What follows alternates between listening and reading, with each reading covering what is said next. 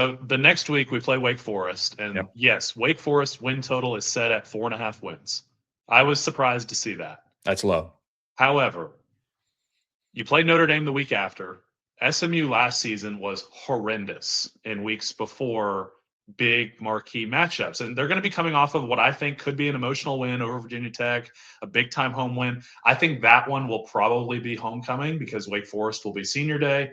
So there could be a lot of emotions surrounding this 3-week stretch. And oh, yeah, by the way, Wake Forest out physicaled us last year in Winston-Salem. And I understand that, look, they're not going to be as talented. They're not going to be predicted to finish as high. I get all that. But Wake Forest is a team that won, was it 9 football games in 2025, including the bowl game? So success breeds success and failure breeds failure. When you have a team that is able to turn around as quickly as Wake Forest was, they're one that I'm going to have my eye on because even SMU had been a football team that after the death penalty it was a failure breeds failure environment. And in 2019, they're able to turn it around. They have one game, they win 10 games, and they go out and look at the run that SMU has been on since. So my trap game of the year is actually this Wake Forest game because I think they're going to continue to be underrated by the media. I think they're going to be overlooked by everybody. And oh yeah, SMU does not play teams from North Carolina very well. Yeah. I forget that is the trump card when it comes to this matchup. So that's a good pull on that one.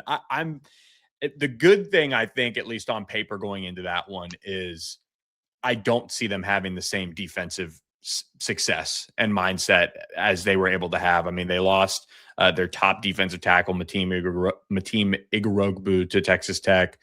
They've seen some other departures, and offensively, I mean,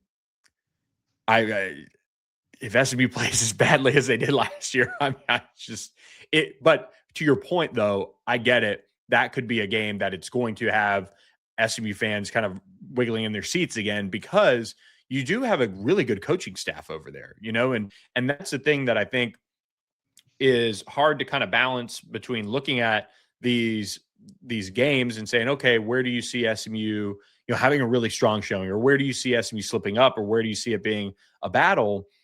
You look at a Virginia team, like I see them taking a major step back. They're still a good staff, but they also lost their offensive line coach who was really good. So that's a change for them. But then you look at Wake Forest, man, that's a staff that I'm really high on. I just don't know if they're going to have enough horses to do it next year to where they were this past year.